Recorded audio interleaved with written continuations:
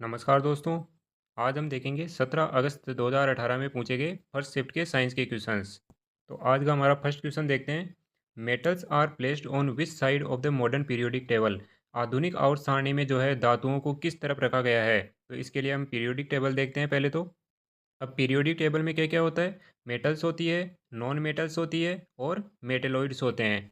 अब इसमें जो आपको पिंक कलर के दिख रहे हैं जितने भी, ये तो है मेटल्स। और इधर ये जो ब्लू कलर के दिख रहे हैं ये है नॉन मेटल्स। और हाइड्रोजन भी क्या होगा, नॉन मेटल। और ग्रीन कलर के जो आपको दिख रहे हैं ये है मेटेलॉइड्स।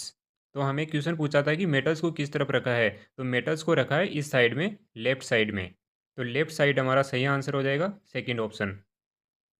नेक्स्ट क्वेश्चन है, the credit for classifying the elements on the basis of their atomic masses goes to.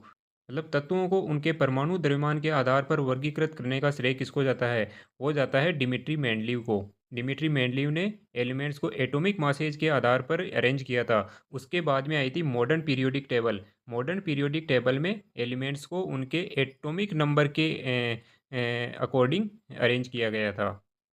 Next question है, 1 वाट इक्वल टू, 1 वाट किसके बराबर होता है। तो वाट जो है वो यूनिट होती है पावर की। और पावर का फॉर्मूला होता है वर्क डिवाइड बाई टाइम। और वर्क की यूनिट क्या होती है, जूल। और टाइम की यूनिट क्या होती है, सेकंड। तो पावर की यूनिट वाट का मतलब क्या हो जाएगा, जूल पर सेकंड। तो जूल पर सेकंड किस में है, फर्स्ट ऑप्शन में। नेक्स्ट क्वेश्चन है, identify the odd one out of the following. इनमें से विषम कौन सा है, अलग कौन सा है। तो देखो एलॉय जो है उसमें वो मिक्सर से मिलकर बना होता है। उसमें कम से कम एक तो मेटल होगी और बाकी नॉन मेटल्स या मेटल्स हो सकती है। और एयर में भी नाइट्रोजन, ऑक्सीजन, CO2 बहुत सारे एलिमेंट्स है। और मिल्क में भी वाटर होता है, फैट्स होते हैं, प्रोटीन्स होती है। बहुत सी चीज़ों से मिलकर बना होता है। और लेकिन वाटर जो है, वाटर में तो सिर्फ H2O ही रहेगा। तो ये सब फर्स्ट सेकंड और थर्ड ऑप्शन में जो है मिक्सर से मिलके मिक्सर है सब के सब। लेकिन वाटर क्या है, ये सिर्फ वाटर है, सिर्फ H2O मॉलिक्यूल है इसमें, ये मिक्सर नहीं है। तो फोर्थ ऑप्शन हमारा सही हो जाएगा। नेक्स्ट क्वेश्चन है, which of the following salts is acidic in nature. निम्नलिखित में से कौन सा लवण अम्लीय है। तो देखो सोडियम कार्बोनेट जो है वो तो बेसिक होता है, क्षारीय होता है, तो ये ऑप्शन तो गलत हो जाएगा। और अमोनियम फॉस्फेट फॉस्फेट जो होता है वो स्लाइटली एसिडिक होता है। और सोडियम एसीटेट जो है वो भी थोड़ा बहुत एसिडिक होता है। और मैग्नीशियम सल्फेट ना तो एसिडिक होता है और ना ही बेसिक। तो इसमें दो दो एसिडिक है, सेकेंड ऑप्शन और फोर्थ ऑप्शन। तो ये क्वेश्चन ही गलत हो जाएगा। नेक्स्ट क्वेश्चन है, the pH value increase from 7 to 14 represent से। जब 7 से 14 तक पीएच की वैल्यू बढ़ेगी तो इनमें से क्या होगा। तो देखो अगर पीएच वैल्यू बढ़ रही है तो मतलब ओ एच माइनस क्षारीय नेचर उसका बढ़ रहा है, सॉल्यूशन का क्षारीय नेचर बढ़ रहा है, मतलब उसमें ओ एच आयन की सांद्रता में वृद्धि होगी। Increase in O H minus concentration. और अगर पीएच वैल्यू 7 से 0 की तरफ कम हो रही है तो फिर उसमें H+ आयन की सांद्रता में वृद्धि होगी। तो फिर हमारा आंसर होता फोर्थ। तो इस क्वेश्चन का हमारा आंसर क्या हो जाएगा, थर्ड। नेक्स्ट क्वेश्चन है, what enables an electric current to flow in a circuit. किसी परिपथ में विद्युत प्रवाह किसके द्वारा संभव होता है। तो विद्युत प्रवाह तब होगा जब इलेक्ट्रॉनों का मोशन होगा, जब इलेक्ट्रॉन मूव करेंगे। और इसमें एक चीज़ और ध्यान रखना, इलेक्ट्रॉनों की स्पीड कितनी होती है इसमें।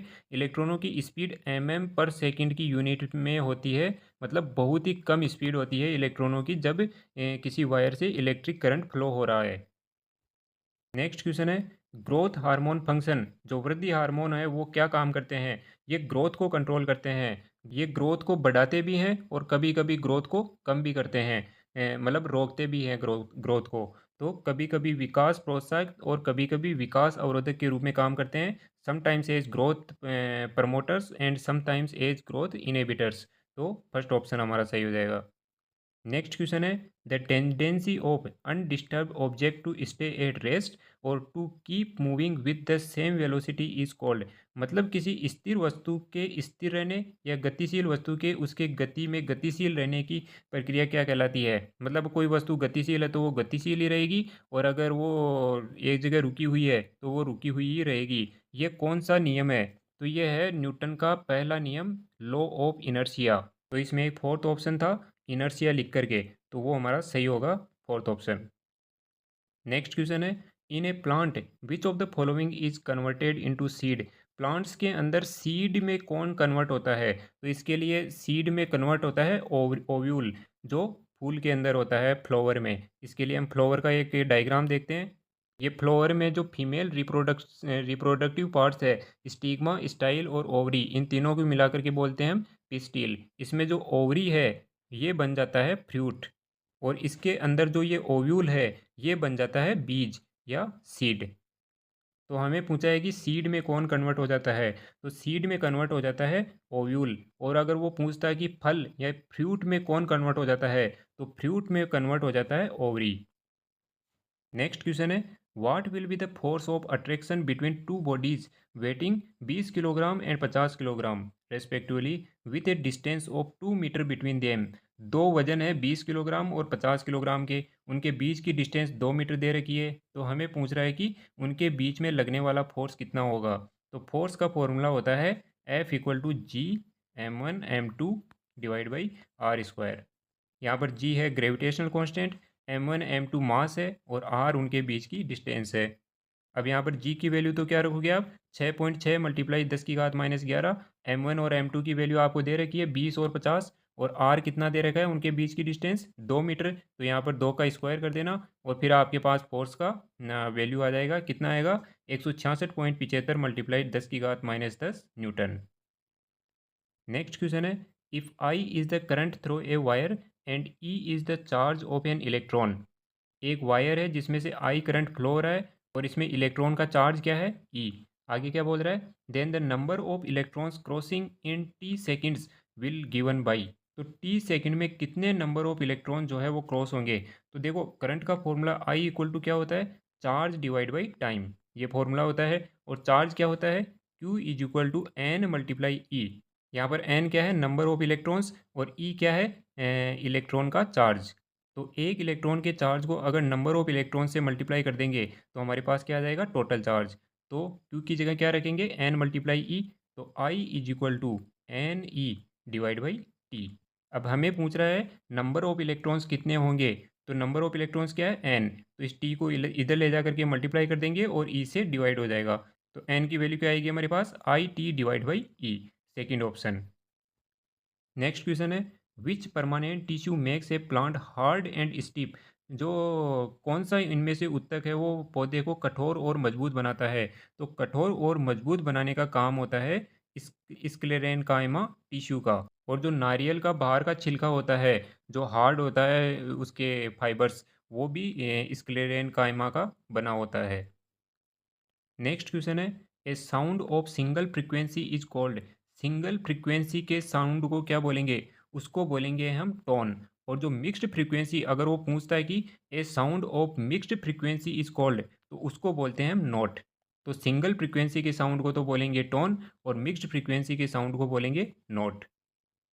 नेक्स्ट क्वेश्चन है, a broadcasting station transmits wave with a frequency of इगेतर मल्टीप्लाई 10⁴ हर्ट्ज। मतलब हमें फ्रीक्वेंसी दे दी उसने। अब आगे क्या पूछ रहा है, a speed of with a speed of 3 multiply 10⁸ metre per second.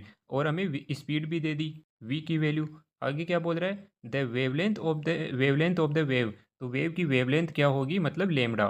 तो फ्रीक्वेंसी, स्पीड और वेवलेंथ के बीच रिलेशन का फॉर्मूला क्या होता है, frequency is equal to speed divide by lambda. अब यहाँ पर फ्रीक्वेंसी दे रखी है आपको, ये वाली गेतर मल्टीप्लाई 10⁴ ये रखना। और स्पीड की वैल्यू क्या दे रखी है, 3 मल्टीप्लाई 10⁸ ये रखना। तो आपको लेमडा की वैल्यू मिल जाएगी, कितनी मिलेगी, 422.5 मीटर। नेक्स्ट क्वेश्चन है, the essential organs in a flower for reproduction are. Reproduction के लिए इनमें से कौन सा काम करता है फ्लावर्स में। इसके लिए फिर से फ्लावर्स का डायग्राम देखते हैं जो हमने पिछली बार देखा था। इस फ्लावर में जो एंथर और फिलामेंट दिख रहे हैं, ये एंथर और फिलामेंट दोनों को मिला करके हम बोलते हैं स्टामीन।